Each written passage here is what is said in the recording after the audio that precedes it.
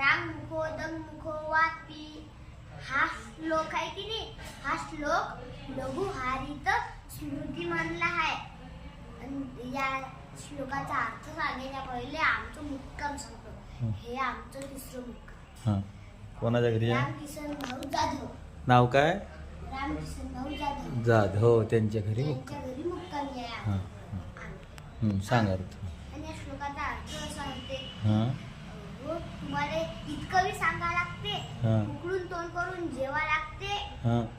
या श्लोकाचा अर्थ असा होते की पूर्वेला जर तोंड करून जेवलो तर आपलं आयुष्य वाढते. बरोबर.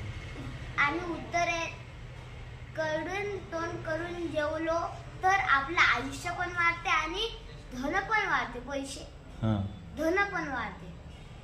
आणि पश्चिमेकडून तोंड करून जर जेवलो तर आपण रोगी होतो. बरोबर.